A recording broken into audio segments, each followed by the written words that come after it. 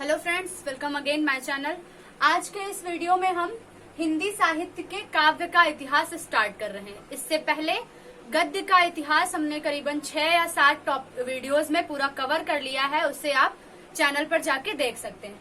तो आज हम स्टार्ट कर रहे हैं काव्य का इतिहास, तो जिसमें इस वीडियो में हम सिर्फ बेसिक कॉन्सेप्ट समझेंगे कि इसमें है क्या क्या चीज। तो काव्य का इतिहास पढ़ने से पहले हम थोड़ा सा समझ लेते हैं कि काव्य क्या है। तो काव्य वो है जो छंद युक्त रचना होती है और जिसे गाया जा सकता है। क्या? छंद युक्त तथा गेय। गेय यानी जिसे गाया जा सकता है, वो क्या कहलाता है? काव्य कहलाता है। अब बात करते हैं इसके प्रकार की। तो जो काव्य का प्रकार है, 2 आधार से है इसका। एक है स्वरूप के आधार पर काव्य का प्रकार और एक है शैली के आधार पर काव्य का प्रकार। तो मुख्यतः 2 रूप से, स्वरूप के आधार पर और दूसरा है शैली के आधार पर। तो स्वरूप के आधार पर भी इसे 2 भागों में बांटा गया है। पहला है श्रेय काव्य और दूसरा है दृश्य काव्य। फिर इसके भी प्रकार हैं, तो इसे पूरा एक हम चार्ट के रूप में समझते हैं। तो ये काव्य के इतिहास का हमारा पहला वीडियो है। इसके बाद एक एक करके टॉपिक समझेंगे। काव्य के प्रकार की बात करते हैं। तो ये जो है 2 प्रकार का होता है स्वरूप के आधार पर। ध्यान दीजिएगा, स्वरूप के आधार पर 2। तो पहला है वो है श्राव्य काव्य। श्राव्य काव्य। दूसरा है दृश्य काव्य। अब ये क्या होता है, श्राव्य काव्य और दृश्य काव्य? तो श्राव्य और दृश्य नाम से ही पता चल रहा है। श्राव्य यानी सुनकर और दृश्य यानी देखकर। अब आप कहोगे काव्य को कैसे देखेंगे? तो काव्य को देखने का मतलब है, जैसे मान लीजिए रामचरितमानस है, तो उसका जब हम पाठ करते हैं, 24 घंटे का जो पाठ होता है, या सुंदरकांड का जो पाठ होता है, तो वो हमारा हो जाएगा श्राव्य काव्य में, यानी उसे हम सुनते हैं। लेकिन इसी चीज को जब टीवी में रामायण करके शो आता है तो उसे दिखाया जाता है, उसमें पात्र होते हैं, संवाद होते हैं, तो वो चीज क्या है? दृश्य है। लेकिन वो जो रामायण टीवी सीरियल में आता है वो दृश्य काव्य नहीं है, क्योंकि वहां पे उनके संवाद जो होते हैं वो गद्यात्मक होते हैं, वो एक एक शब्द बोलते हैं, ना कि उनको पढ़ते हैं। वही चीज अगर हम मान लीजिए कोई नाटक कर रहे हैं, कोई एकांकी प्रस्तुत कर रहे हैं, तो उसमें जो हमारे संवाद हो वो पूरे गेय हो, यानी हम अपनी पूरी बात जो है पदों के रूप में कह सके, दोहा, छंद, श्लोक के रूप में बोले, उसे गा के बोले, तो वो हमारा हो जाएगा दृश्य काव्य। और जिसे हम सुनते हैं वो है श्राव्य काव्य। तो श्राव्य काव्य के भी 2 प्रकार हैं। पहला है प्रबंध काव्य। प्रबंध काव्य और दूसरा है मुक्तक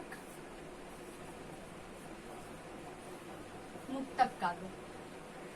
प्रबंध काव्य हमारा 3 प्रकार का होता है, यानी महाकाव्य। 3 क्या, मुख्यतः 2 प्रकार का होता है। पहला महाकाव्य और दूसरा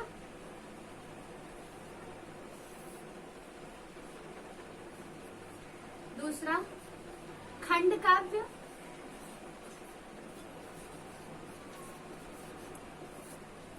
तीसरा है इसमें आख्यान गीत।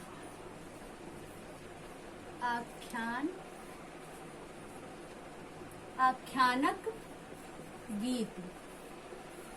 तो चूंकि जो आख्यानक गीत है ये कहीं ना कहीं खंड काव्य से ही कोरिलेट करता है, इसीलिए मुख्यतः जो है प्रबंध काव्य को 2 भागों में बांटा गया है। नंबर 1 महाकाव्य और नंबर 2 खंड काव्य। तो महाकाव्य क्या है, खंड काव्य क्या है? महाकाव्य वो होता है जिसमें किसी के जीवन चरित्र का शुरू से लेके अंत तक पूरा वर्णन दिखाया गया हो, पूरा वर्णन उस महाकाव्य में रचित हो, यानी आदि से लेके अंत तक, उसके जन्म से लेके मृत्यु तक पूरे जीवन चरित्र को बखूबी लिखा गया हो काव्य के रूप में, तो वो आता है महाकाव्य में। जैसे रामचरितमानस, सबसे बेस्ट एग्जाम्पल रामचरितमानस, क्योंकि और ये रामचरितमानस तुलसीदास जी का प्रसिद्ध महाकाव्य है। इसमें रामचंद्र जी के जन्म से लेके उनकी मृत्यु तक की पूरी बात दी गई है। तो ये हो गया महाकाव्य। अब बात करते हैं खंड काव्य। खंड काव्य बस थोड़ा सा अलग है महाकाव्य में। महाकाव्य में क्या होता है, आदि से अंत तक की पूरी स्टोरी लिखते हैं तो वो महाकाव्य कहलाता है। और खंड काव्य क्या है, उनके जीवन का कोई एक हिस्सा पकड़ के उसको पूरी तरह से उस हिस्से की कहानी पूरी लिखते हैं, तो वो आता है खंड काव्य। अब इसको एग्जाम्पल से समझिए। जैसे महाकाव्य में है, एग्जाम्पल हो गया रामचरितमानस। रामचरितमानस जो कि किसकी रचना है, तुलसीदास जी की। फिर कामायनी,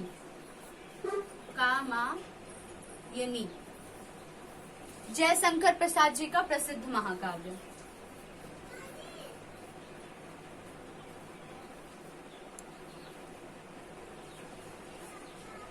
ये हो गई महाकाव्य। और खंड काव्य की अगर हम रचना लें तो जयद्रथ वध,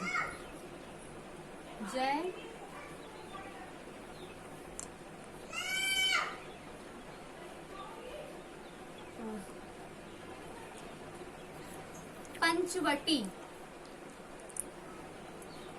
सुदामा चरित,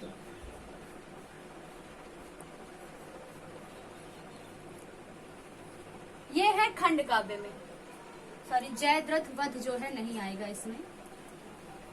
पंचवटी, सुदामा चरित, ये है खंड काव्य में। तो पंचवटी जो कि मैथिली शरण गुप्त जी की रचना है, इसको अगर आपने पढ़ा हो या फिर सुना हो तो इसमें लक्ष्मण जी के वो उस टाइम का पूरा वर्णन है जब वो मतलब उनकी कहानी बताई गई जब वो राम जी के रक्षक के रूप में, उनके दरबारी के रूप में पूरा अपना जीवन व्यतीत करते, तो सिर्फ उनकी कहानी ली गई है।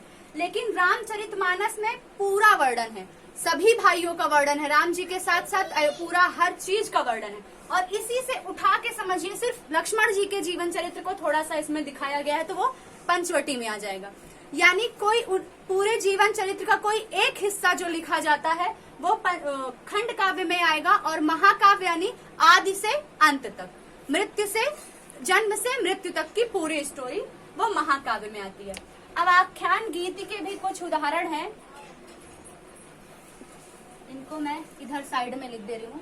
झांसी की रानी, झांसी की रानी, और है रंग में भंग,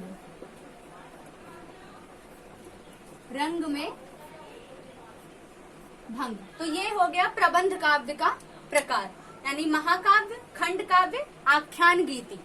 महाकाव्य में रामचरितमानस, कामायनी, साकेत, ये, और खंड काव्य का उदाहरण है पंचवटी, सुदामा चरित। अब मुक्तक काव्य के भी प्रकार हैं दो, एक है पाठ्य मुक्तक, एक है गेय मुक्तक। अब देखिए यहाँ पे जैसे कि मैंने बताया, तो हम प्रबंध काव्य का उदाहरण परिभाषा अगर कहें तो हम कह सकते हैं कि ऐसा काव्य जिसमें किसी के चरित्र का शुरू से लेके अंत तक या जन्म से लेके मृत्यु तक का वर्णन किया गया हो, या फिर उसके पूरे जीवन चरित्र के किसी एक हिस्से का बखूबी वर्णन किया गया हो, तो वो होता है प्रबंध काव्य। अब बात करते हैं मुक्तक काव्य। तो मुक्तक का अर्थ ही होता है अपने आप में पूर्ण। मुक्तक यानी अपने आप में पूर्ण। ये भी होता है दो प्रकार का, एक है पाठ्य मुक्तक और दूसरा है गेय मुक्तक।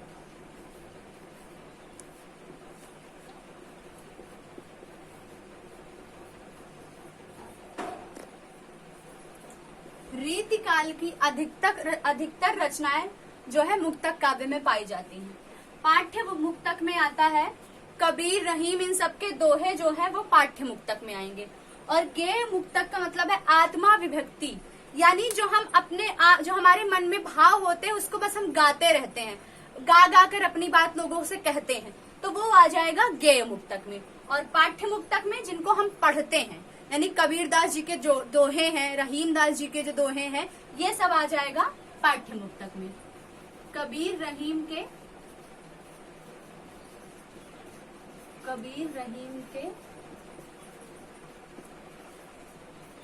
दोहे, और इसमें आत्म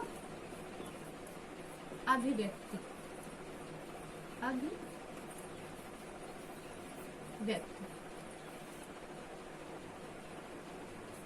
कबीरदास, रहीमदास, ये सब जो है वैसे भक्ति काल के वो है कवि, लेकिन मुक्तक काव्य जो है अधिकतर रीति काल में अधिकतर पाए गए हैं। इसकी रचनाएं अधिकतर रीति काल में पाई गई हैं। तो अगर ऐसा क्वेश्चन पूछा जाता है कि मुक्तक काव्य की अधिकतर रचनाएं किस काल में मिलती हैं, तो वो है रीति काल में। और ये काव्य के प्रकार हमने पढ़े।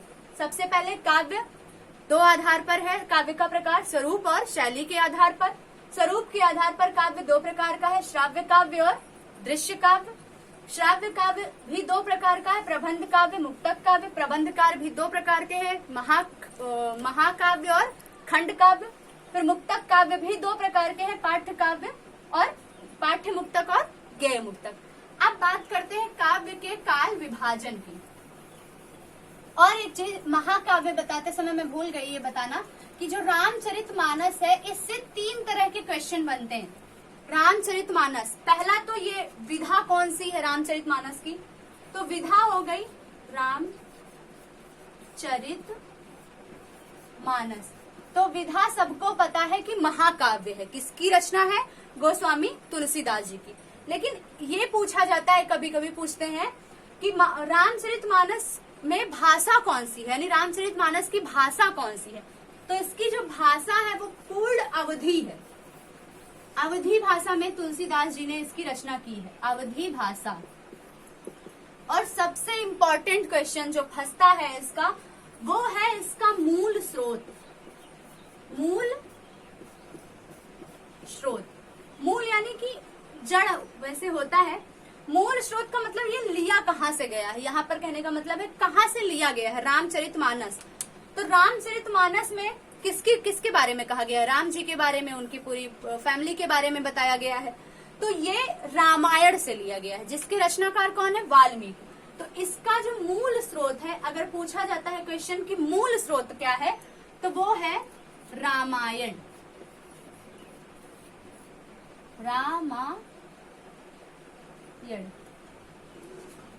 वाल्मीकि,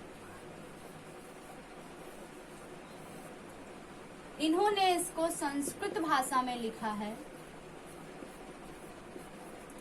संस्कृत, लेकिन इसका शुद्ध जो प्रोनाउंसिएशन है वो संस्कृत होता है, क्योंकि ये संस्कृत से बना है, संस्कृत, जिसको हम हिंदी में संस्कृत बोलते हैं, लेकिन ऐसे इसका जो प्रोनाउंसिएशन है वो संस्कृत है।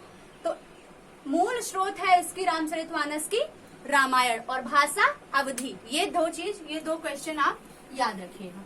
अब बात करते हैं काल विभाजन की, जो कि पूरा काव्य साहित्य का, हिंदी साहित्य के काव्य का इतिहास जो है इसी में है। काल विभाजन यानी काव्य का जो है इतिहास, उसमें हम बात करते हैं काल विभाजन से। काल विभाजन काव्य का,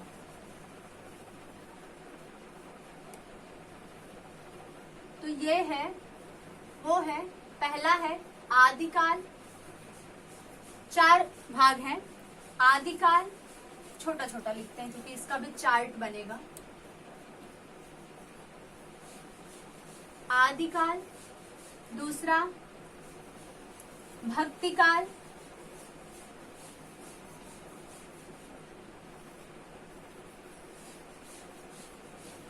तीसरा रीतिकाल, और चौथा आधुनिक काल।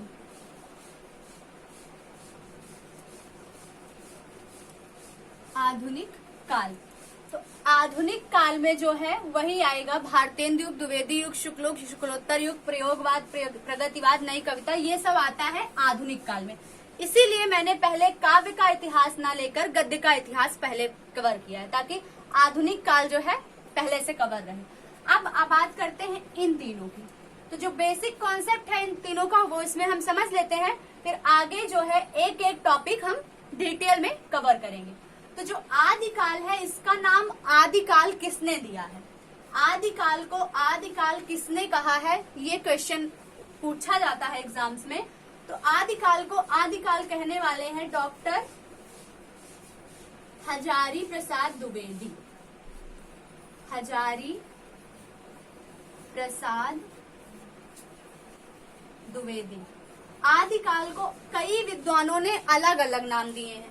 टोटल मेरे पास करीबन 8-9 नाम है। तो जब हम आदिकाल इस पढ़ेंगे अलग से तब सारे नाम अच्छे से क्लियर करेंगे। अभी मैं आपको 2-3 बता दे रही हूँ। आदिकाल को आदिकाल किसने कहा है, हजारी प्रसाद द्विवेदी ने। और इसको वीर गाथा काल भी कहा जाता है, वीर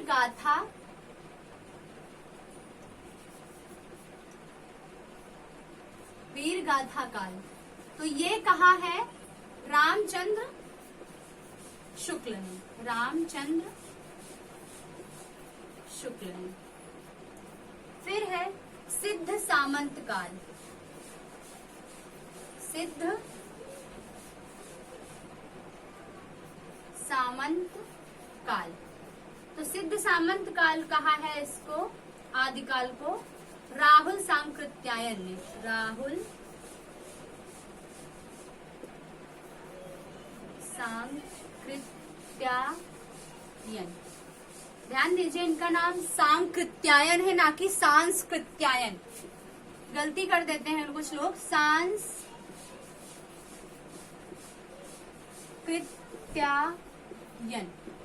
ये लिख के, ये नहीं है, इनका नाम है राहुल सांकृत्यायन। तो आदिकाल को आदिकाल किसने कहा, हजारी प्रसाद द्विवेदी ने। वीर गाथा काल किसने कहा, रामचंद्र शुक्ल ने। सिद्ध सामंत काल किसने कहा, राहुल सांकृत्यायन ने। अब है भक्ति काल। तो भक्ति काल जो है 2 भागों में है, मतलब भक्ति काल में 2 काव्य धारा पाई जाती है। नंबर 1 सगुण, सगुण काव्य धारा। ये चार्ट में पूरा बना रही हूँ, आप चार्ट इसको तैयार करते चलिए साथ में। सगुण काव्य धारा। और नंबर 2 निर्गुण काव्य धारा, निर्गुण काव्य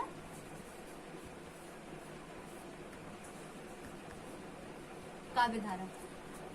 तो निर्गुण जैसा नाम से ही है, इसमें क्या है, भगवान के निराकार स्वरूप का वर्णन किया गया है। और सगुण काव्य धारा में साकार रूप का वर्णन किया गया है, भगवान के साकार रूप का वर्णन किया गया है। तो सगुण काव्य धारा में 2 है, इसकी उपधाराएं जो है सगुण काव्य धारा की वो 2 है। पहला है कृष्णाश्रयी,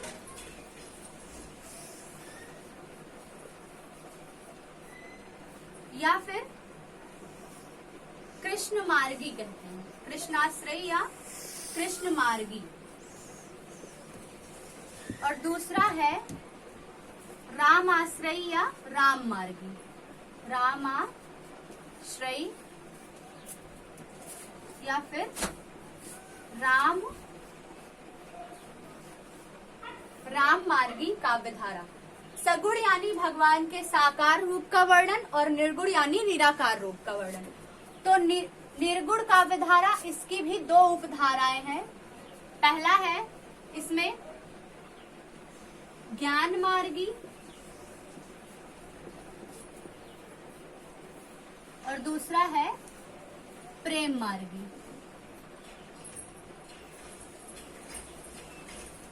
ज्ञान आश्रयी या प्रेम आश्रयी, ज्ञान मार्गी या प्रेम मार्गी, जो आप उचित समझे, मार्गी या श्रयी, तो वो आप लिख सकते हैं। अब कृष्ण आश्रयी, जो कृष्ण आश्रयी की प्रमुख बात है, इसमें जो है भगवान कृष्ण की रचना के बारे में लिखते हैं जो लोग, वो कृष्ण आश्रयी में आते हैं। और राम आश्रयी में यानी जो राम जी के लिखते हैं। तो कृष्ण आश्रयी के जो प्रमुख कवि हैं वो है सूरदास जी। कृष्ण जी के बारे में इन्होंने बहुत लिखा है। कहा जाता है कि ये कई कई रचनाएं इनकी ऐसी हैं जिनमें मतभेद होता है कि ये अंधे थे पहले से या नहीं थे, क्योंकि कुछ रचनाएं कृष्ण जी के बारे में इन्होंने ऐसी लिखी है जैसे लगता है कि इन्होंने साक्षात देखा हो फिर लिखा हो। तो कृष्ण आश्रयी के जो प्रमुख कवि है वो सूरदास है और इनकी प्रसिद्ध रचना है सूर सागर। सूर सागर। और राम आश्रयी फिर वही आते हैं भगवान जो है रामचरितमानस प्रसिद्ध रचना यानी तुलसीदास जी। राम आश्रयी के प्रमुख कवि क्या है? ये प्रमुख या फिर कह सकते हैं प्रसिद्ध या फिर इसके प्रतिनिधि, प्रमुख प्रसिद्ध या प्रतिनिधि कवि बोलते हैं। तो कृष्ण आश्रय के हुए सूरदास और राम आश्रय के होंगे तुलसीदास।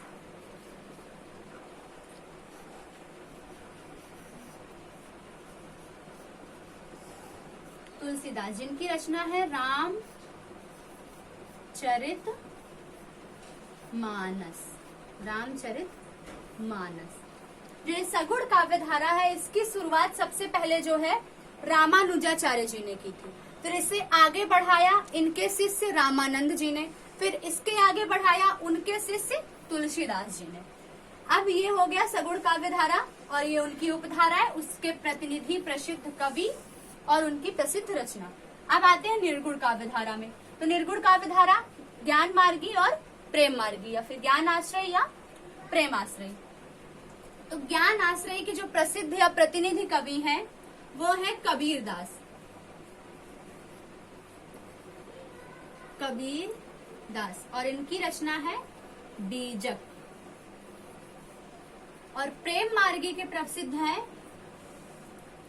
मलिक मोहम्मद जायसी। मलिक मोहम्मद जायसी। मलिक मोहम्मद जायसी। प्रेम मार्गी के जो जन्म देने का कारण वो है, मतलब इसको किसने उत्पन्न किया इस चीज को, तो वो है सूफी मुसलमान कवियों को जाता है प्रेम मार्गी को ऊपर उठाने में। सूफी मुसलमान कवि क्वेश्चन बन सकता है, इसको आप लिख लीजिए। सूफी मुसलमान कवि। और ज्ञान मार्गी ये है इसके प्रसिद्ध कबीरदास। तो ये हो गया हमारा आदिकाल के बारे में जो था पहले, और ये भक्ति काल का प्रकार है। अब बात करते हैं हम रीतिकाल की। इसको मुझे मिटाना पड़ रहा है, मेरा बोर्ड छोटा है, इसलिए आप चार्ट जो है बनाते चलिए।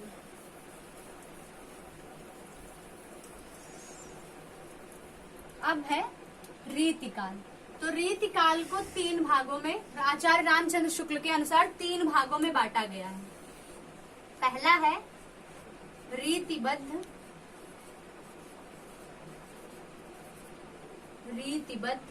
दूसरा है रीति मुक्त और तीसरा है रीति सिद्ध।